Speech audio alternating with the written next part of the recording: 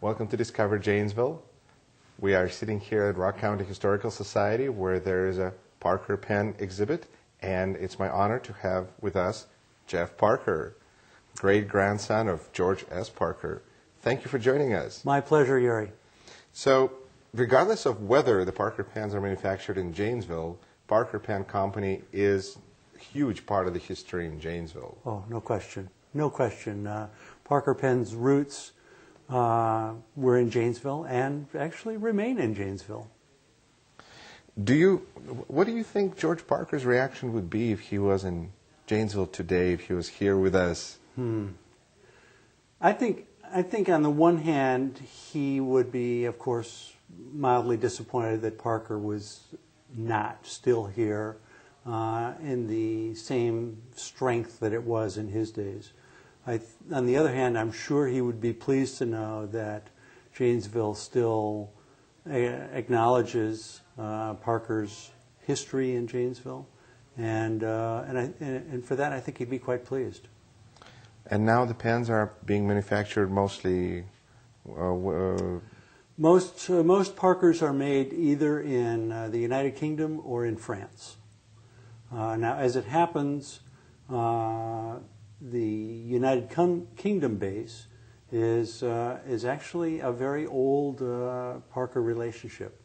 And in a point of fact, that manufacturing facility has now been making Parker pens longer than Aero Park here in Janesville made Parker pens. I think I actually found an article online that said that the factory just celebrated 120-year anniversary.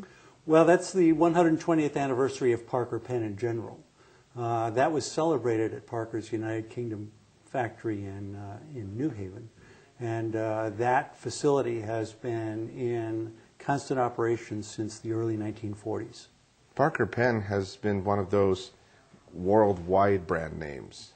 I grew up in Soviet Union and I knew Parker Pen brand name. Mm-hmm. It's a pen that the World War II was ended with. It was signed both with when Germans surrendered, when the Japanese surrendered. That's right. There's a lot of interesting pens in the history. Well, there's a lot of interesting pens in the history. First, maybe though, I'll address how it is that Parker Pen came to be known around the world as it is, and that grew quite simply out of the fact that my great-grandfather loved to travel. He combined his love of travel along with his passion for selling Parker pens. And so whenever he traveled anywhere, back in the early days of the last century, he always traveled with a large supply of Parker pens that he would use to set up new dealers if he couldn't find a Parker dealer. He did this in China. He did it all throughout Eastern and Western Europe, South America, you name it. Well, it was one of those unique situations where you could show that the product worked right on the spot. Absolutely right. Absolutely right. And to some extent, Parker's reputation, established in the United States, opened a lot of doors for him outside of the United States. But certainly, it was quite unusual for an American company to have such a widely based distribution network back in those days. Very unusual. It has, of course, done nothing but pay dividends for the business since then, because the business is so well known now, after these years, in all of those places around the world. And you recently had a book published? Yes, that's right. That's right. I'm a co-author in a book which details the development and production of one of Parker's most well-known pens, which was known as the Parker Vacuumatic. There's a very active pen collecting community, not just in the United States, but all over the world. And I was surprised. I was doing research. I found there's a pen forum online, and you can go and... Oh, there are many. People, there's aficionados. There are many passionate aficionados. And I think I can say pretty accurately that the bulk of them are Parker collectors.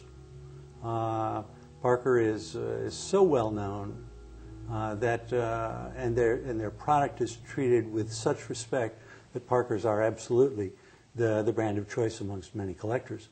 But the collectors are always clamoring for a better understanding behind a pen or a decision to do this or that or the other thing. And as a consequence, I've been able to contribute to the knowledge of Parker history by working with a number of collectors, including one in particular, Mr. David Shepard, who's based in the United Kingdom. And he started writing these books on Parker history about 4 years ago. And he's now completed the third book, which I contributed to, on the Parker Vacuumatic. And we're actually now working on completing a fourth book, which we hope to release late this summer or early this fall, which will cover the history of the very well-known Parker Jotter ballpoint pen. And you are not just a family historian, I gather from reading about the book, but you're also an archivist. You've got some very interesting documents that you contributed to this book. That's true. I like to explain it this way, Yuri. I come from a long line of pack rats. And what I mean by that is that there seems to be a gene somewhere in the Parker family that makes it difficult for us to part with things that we value. And when I say things, I mean everything from pens, of course, to photographs, letters, all sorts of memorabilia. This gene extends at least back to my great-grandfather, and as a consequence, I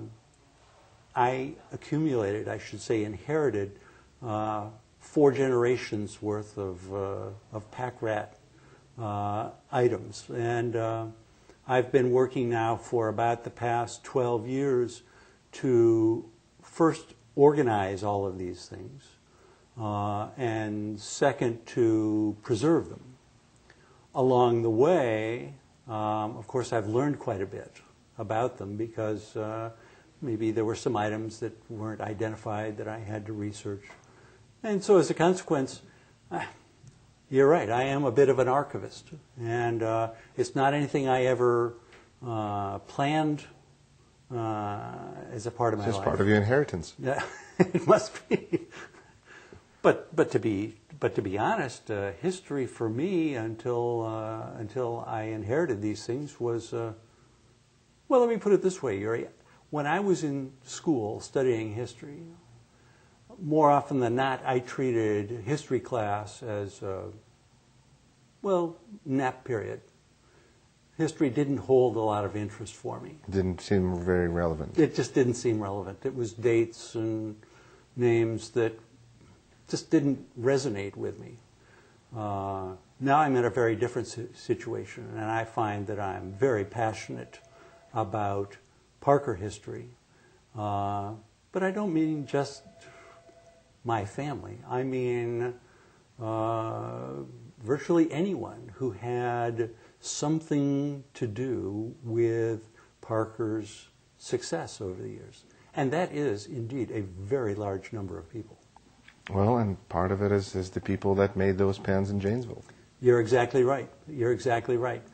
I don't live here in Janesville anymore, but my roots are still here, and I still make it a point to come back to Janesville as often as I can to follow up on my research. And that often includes sitting down and talking with people who once worked for Parker. For me, it's very rewarding because it helps me fill in some of the blanks in Parker history. They seem to enjoy it as well because it reminds them of their importance in building and helping to build the Parker brand. And the value to the process, absolutely. Exactly right. Exactly right.